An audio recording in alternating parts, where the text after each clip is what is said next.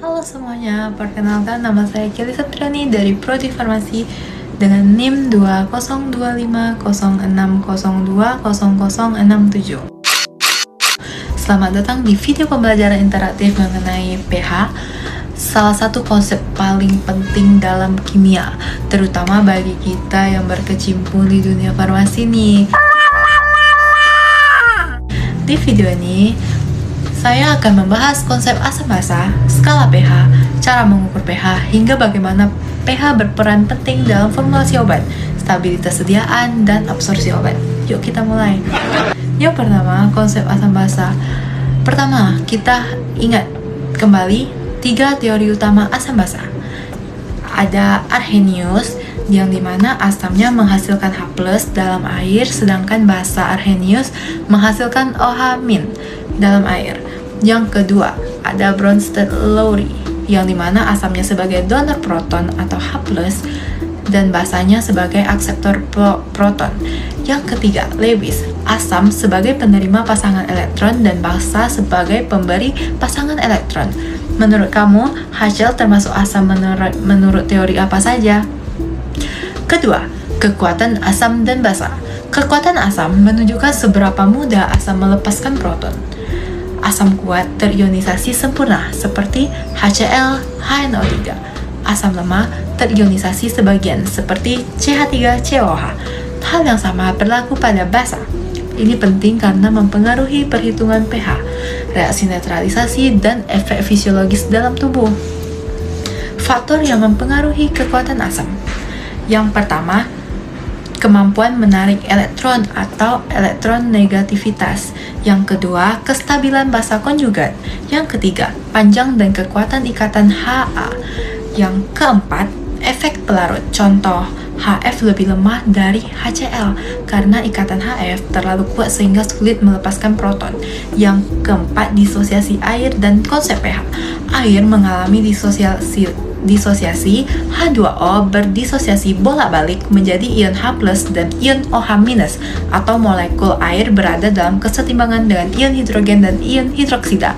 Tetapan ionisasi air adalah Kw sama dengan 1,0 kali 10 pangkat -14. Konsep ini membawa kita ke skala pH, yaitu pH sama dengan min log H+.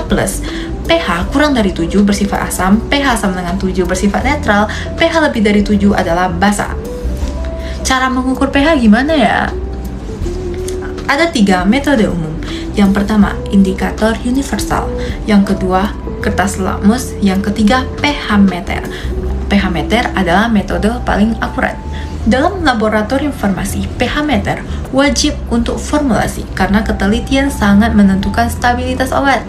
Yang keenam, pH larutan asam dan basa kuat. Untuk asam kuat seperti HCl, berarti menggunakan rumus pH sama dengan min log H+. Untuk basa kuat seperti NaOH, menggunakan rumus POH sama dengan min log OH-. pH sama dengan 14 dikurang POH. Kesetimbangan asam lemah.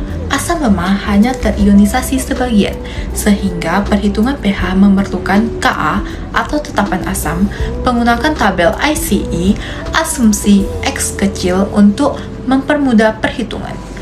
Yang kedelapan, perhitungan pH asam lemah. Rumus umumnya adalah Ka sama dengan X kuadrat per C kurang X. Jika X kecil, maka X kurang lebih sama dengan akar dari Ka dikali konsentrasi awal atau C. pH sama dengan min log X. Yang terakhir, aplikasi pH dalam bidang farmasi. Yang pertama, stabilitas sediaan obat pH mempengaruhi kestabilan kimia. Kenapa? Seperti penisilin, eritromisin itu stabil pada kondisi tertentu. Vitamin C cepat teroksidasi pada pH tinggi. Yang kedua, formulasi obat cair seperti sirup, suspensi, tetes mata harus berada pada pH optimal atau isotonis dan tidak iritatif. Misalnya, tetrahydrosolin eye drops diformulasikan pada pH 6,8 sampai 7,2 agar nyaman di mata. Yang ketiga, topikal dan semi-solid. pH kulit sekitar 5 sampai 5,5. Seperti krim atau gel harus menyesuaikan untuk menghindari iritasi. Yang keempat, ada absorpsi obat dalam tubuh.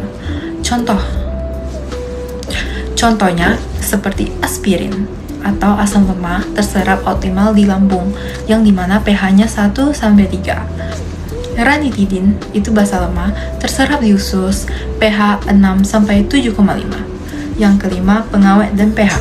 Efektivitas pengawet seperti paraben, benzoat sangat dipengaruhi pH. Nah, sekarang coba cari satu contoh obat yang stabil hanya pada pH tertentu. Tulis di kolom komentar. Selanjutnya, kita akan membahas pH dan kesetimbangan asam basa. Mulai dari larutan buffer, persamaan Henderson-Hasselbalch, titrasi asam basa, hingga kesetimbangan kelarutan dan KSP. Yang menarik, setiap konsep akan kita hubungkan langsung dengan aplikasinya di bidang farmasi. Yuk kita mulai. Yang pertama, kesetimbangan asam dan basa. Kesetimbangan asam basa itu terjadi ketika laju reaksi maju sama dengan laju reaksi balik. Nah, dia ada larutan homogen. Larutan homogen adalah kesetimbangan yang terjadi dalam satu fase, biasanya larutan. Contohnya itu CH3COH berada dalam kesetimbangan bolak-balik menjadi ion H+ dan ion CH3COO-. Kemudian ada larutan heterogen. Untuk larutan heterogen, itu kesetimbangan yang melibatkan lebih dari satu fase, misalnya padat larutan. Contohnya, ada perak klorida padat berada dalam kesetimbangan bolak-balik dengan ion perak dalam fase larutan dan ion klorida dalam fase larutannya. Menurut kalian, larutan obat injeksi termasuk sistem homogen atau heterogen ya? Boleh komen di bawah. Kemudian ada larutan buffer yang kedua. Larutan buffer adalah larutan yang mampu mempertahankan pH meskipun ditambahkan sedikit asam ataupun basa. Nah, larutan buffer terdiri dari yang pertama, asam lemah ditambah basa konjugatnya, dan yang kedua, basa lemah ditambah asam konjugatnya. Contohnya adalah yang pertama, buffer asetat seperti CH3COH atau CH3COONA. Yang kedua, buffer fosfat H2PO4- atau HPO42-. Menurut kalian, mengapa darah manusia harus memiliki sistem buffer? Boleh komen di kolom komentar ya. Persamaan Henderson-Hasselbalch itu persamaan ini digunakan untuk menghitung pH larutan buffer. Jadi pH sama dengan pKa ditambah logaritma konsentrasi basa konjugat dibagi konsentrasi asam lemahnya. Kemudian, aplikasi buffer dalam farmasi. Aplikasi nyata buffer di bidang farmasi itu untuk menjaga pH sediaan injeksi dan infus. Kemudian yang kedua, menjaga kestabilan obat, antibiotik, dan vitamin. Dan yang ketiga, mengurangi iritasi pada tetes mata dan sediaan nasal. Nah, contohnya seperti buffer fosfat pada tetes mata agar pH mendekati pH air mata yang dimana lebih kurang 7,4. Kemudian yang kelima, kurva titrasi pH dan titrasi asam basa. Kurva titrasi pH menggambarkan perubahan pH selama proses titrasi. Nah, jenis-jenis titrasinya ada yang pertama asam kuat dengan basa kuat, asam lemah dengan basa kuat, basa lemah dengan asam kuat. Nah, titik ekuivalennya adalah saat jumlah mol asam sama dengan mol basa. Menurut kalian, apakah pH di titik ekuivalen selalu 7? Boleh komen di kolom komentar. Oke, selanjutnya aplikasi titrasi dalam farmasi. Titrasi asam basa digunakan untuk yang pertama penetapan kadar obat atau asai, yang kedua kontrol mutu bahan baku farmasi, yang ketiga analisis zat aktif seperti asam askorbat dan natrium bikarbonat. Kemudian yang ketujuh, kesetimbangan kelarutan dan KSP. Kesetimbangan kelarutan menggambarkan kelarutan garam sukar larut.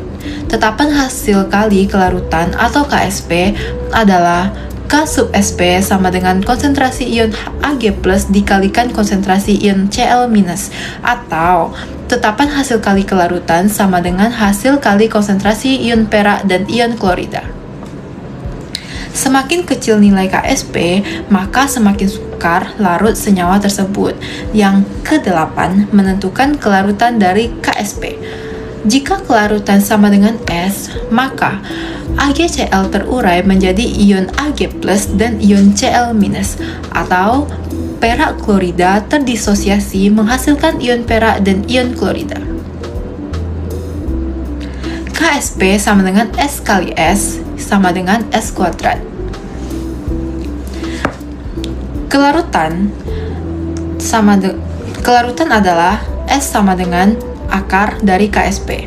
Kemudian yang 9, faktor-faktor yang mempengaruhi kelarutan memiliki beberapa faktor utama. Yang pertama pH larutan, yang kedua efek ion senama, yang ketiga suhu, dan keempat pembentukan yang kompleks. Menurut kalian, mengapa obat asam lemah lebih larut daripada pH basa?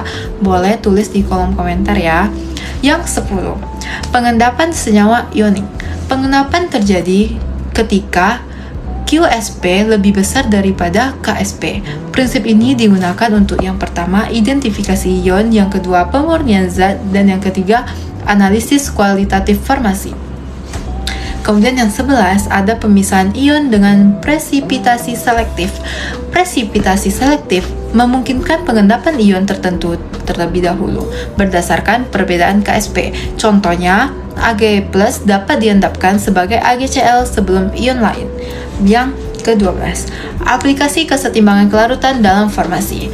Dalam bidang farmasi, konsep ini digunakan untuk yang pertama, menentukan bioavailabilitas obat, yang kedua, formulasi suspensi dan sirup, yang ketiga, pemilihan bentuk garam obat atau salt form, yang keempat, proses pemurnian bahan aktif. Jadi, itu dia pembahasan lengkap mengenai pH, mulai dari konsep dasar hingga aplikasi dunia farmasi, dan kesetimbangan asam basa bukan hanya teori, tetapi sangat penting dalam pengembangan dan formulasi obat. Semoga video ini membantu kalian dengan lebih mudah dan aplikatif memahami pH dan kesetimbangan asam basa. Terima kasih sudah menonton, sampai jumpa di video berikutnya.